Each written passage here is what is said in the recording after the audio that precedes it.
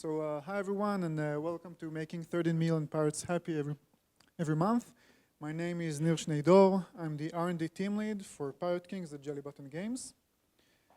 Today we will discuss Jelly Button Games, who we are and what we do. We will overview Pirate Kings, our first title, and overview the growth challenges that we encountered. Overview some Redis use cases. Some are simple and well-known. Some are more complex and unorthodox. And then I will do a quick recap and leave some time for questions. Okay, so who is Jelly Button? We are a gaming company located in Tel Aviv. 49 Jelly strong today, founded in 2011 by 5 friends with a clear vision of being a global leader in the worldwide gaming industry.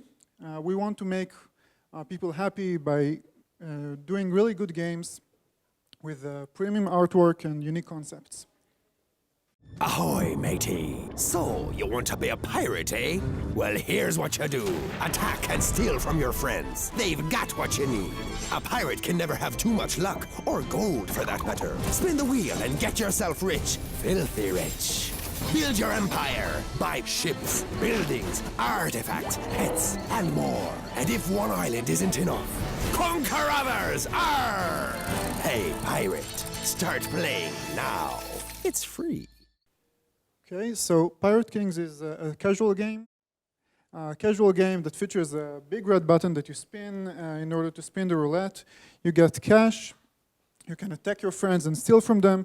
Basically, it tells the story of a pirate whose mission is to conquer as many islands as possible. And along the way, he can attack his friends, steal from them, and interact with them in other ways. It's very cool, very engaging, and very viral, as you will soon see. We have a very big community. We have a Facebook, Instagram, and a Twitter community that loves us very much, and we love them back. Our pirates, as we call them, they do YouTube clips, songs, fan art, and even cakes with the logo. It's really amazing and a really fun place to be in. We've had 50 million installs overall, with about 50,000 new installs every day, where 90% of those are organic. We work on mobile and on Facebook, Android, iOS, and web platforms. And Pirate Kings, being so viral, is posing some really nice challenges for us. And as developers, we saw that when we did a soft launch in Israel and in Sweden early in 2014, success was nice but not overwhelming. We were 2 server developers at the time, and we had about 100,000 daily active users every day. It was very nice and it was very exciting to be in. I remember us celebrating the first 1 million daily active users. It was very exciting and very thrilling. Soon thereafter, we were featured in Google Play Asia, and then success caught us somewhat unready. We grew virally from about 1,000 daily active users to 3.5 million in just about 3 months, where in a specific occasion we grew in 2 million daily active users in just 10 days. And when I say daily active users, I don't mean just registrations, I mean live playing players. It's really amazing, but it's also very challenging. This translates to about 1 million requests per minute. Okay, so this is where actually Redis came into play. The game is very unique in the sense that the players are always online. For you as a player, it doesn't really matter if your Facebook friends are currently playing the game or they're not. For you, the experience is that they are always online and you can always interact with them. The interaction is in near real time. For example, I can attack my friend and she will then get a push notification to her phone, open it, and then attack me back. It's a lot of fun and it's super engaging and interactive. And that's one of the key major factors in the game's success. But it also means that we don't have luxury of lazy dumps and we always interact, read and write from the database. And we had to find some really creative and innovative solutions to how we overcome those challenges. Okay, so Redis with Pirate Kings and Jelly Button is basically our Swiss Army knife. We use it when we want to get things done fast. Like you saw today, it's super fast, it's versatile, and it's really fun to work with.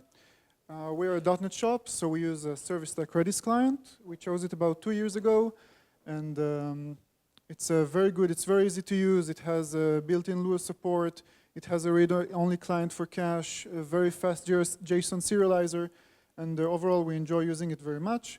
And Redis itself is very efficient. It saves us 98% of our MongoDB read calls, so it's super fast. It helps us keep an overall latency of about 25 milliseconds. Also, we make sure we use it as efficiently as possible. We use very small document sizes. We shave as much as possible from the field names, because in such scale, if you shave even 6 letters or so from, let's say, language, you shorten it to lang. This translates to, in this scale, translates to a lot of network traffic that we save. We also work with pipelines and Lua for transactions. We run on Redis Labs, as you saw, and we enjoy using them very much. I want to take this opportunity to thank Oren Yacobi and Itamar Haber, who help us very much.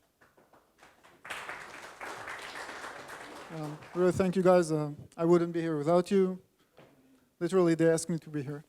Okay, so by the way, who's playing Pirate Kings? Who knows Pirate Kings here?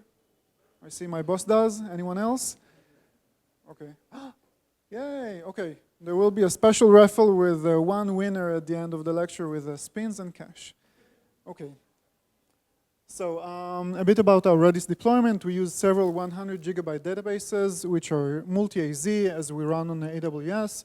They are clustered, sharded to 5 shards with at least 8 CPUs per instance and about 40% of free RAM, with the latency of the entire deployment is 0.1 millisecond, which is really amazing.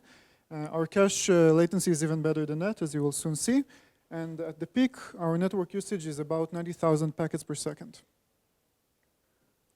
Okay, so how do we use Redis and how we leverage Redis to our success? We use Redis to use, as a cache. You all know it as it's a very well-known use case, as leaderboard, as persistent database for PubSub and Timesink, and also a very cool feature which is not in production yet, which combines Lua and PubSub.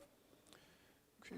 So a brief overview of cache. We use it to store our players' data with 13 million keys and 2,500 concurrent connections, 20,000 ops per second, with an average latency of 0.06 milliseconds, which is super fast and amazing. We use it also as a leaderboard. A leaderboard, basically, in the gaming industry is who has, who has the most score. It's sorted like this, as you can see by the score. Redis is a natural-born selection. We use it as a sorted set, sorted by the player's score.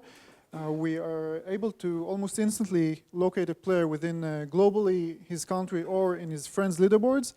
Excellent complexity and very easy to use. This entire feature took us about a day and a half to implement. Okay, moving on. When we became very viral in Southeast Asia, there was, of course, some hackers trying to hack the game and enjoy our success. We somehow noticed, I think that one user reported that hackers found an exploit in the game, and using Redis, simply logging the hackers' IPs, we counted how many times they logged into the game, and once they passed a certain threshold, within a certain period of time, we simply banned them from the game. It was very effective at the time. We also have a social network within the game. We want to know if A is a friend of B in order to, again, prevent us from malicious attacks. So we store the player's friends in a set. This way we are able to immediately know if A is friend of B. And also we have a feature in the game called Cache King. Cache King is basically your richest friend. Using a sorted set sorted by cache, we're able to know immediately who is your richest friend and display that to the user. A bit about unbounded growth. When a player logs into the system, he sends us his device ID. We use that in order to send push notifications to the player, for example, when he's attacked or stolen from. Now, for us, we're regular players in the game. We use up to 2 devices, let's say 4 maximum, but when we became very viral in Cambodia and Thailand, Singapore, we noticed that our Redis performance became severely degraded. We used the Redis CLI big keys feature in order to find those big documents and understand what the hell was going on. And we found that some users were using, let's say, tens of devices. Some users were actually using 20 or 30 devices in order to log into the game. It was pretty awesome, but also posed a great challenge to us. And once we realized that, we kept the number of devices a user can log in from to 4 and overcome this problem. Okay, using Redis as PubSub, okay, but never mind. We use it in 2 use cases: instant player updates, which I will elaborate on shortly, and for configuration changes, or more precisely, game settings changes when we want to change certain game settings, such as thresholds, task timeouts, and so on. We simply store it on one EC2 instance in the cloud and use Redis PubSub in order to propagate that instantly to all of the EC2 instances in the cloud. Moving on to Timesink. In one occasion, we had a very time-sensitive feature that we deployed, and it didn't work in production, to our surprise, of course. We found that the time skew between the different EC2 instances in the cloud was about 4 seconds apart. We were completely surprised by that, and the solution we found was to use Redis as central time. When an EC2 instance initializes, it takes the central time from Redis and then keeps a stopwatch on it.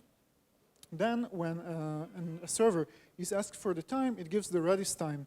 This way, all the servers have the same time all the time, and we were able to reduce the time skew between the different instances to less than 1 millisecond. I just want to say, this solution comes with a warning. Remember, we were like 2 server developers at the time. These are not best practices, it's just what we did, and I wouldn't use it today for really time-sensitive features in production. Okay, last use case, it's really cool. Imagine that you're a player, a pirate who wants to see his friend's actions, what he attacked, who he stole from him, and so on. What we do when a player works in the game, we store all of his actions in a sorted set. We keep a time to live on the sorted set and on the keys manually inside the sorted set with a timestamp as the score. This way we simply know what actions he did. And once those actions pass the certain threshold, we propagate that to all of these friends players, and this way they can immediately see what he did, like an oplogs replay. Simply see a quick replay of what is done in the 10 last actions or so. Okay, so what we did, this was a very fast overview of our Redis use cases. We talked about jelly button games, what we do, who we are, and our vision. We talked about Pirate Kings, the game, our first title. We are currently working on the second title and soon the third. We overviewed our Redis use cases. Some were complex and some were more simple. And overall, I really hope you will play Pirate Kings, and I hope you enjoyed. And I'm here to to answer any questions.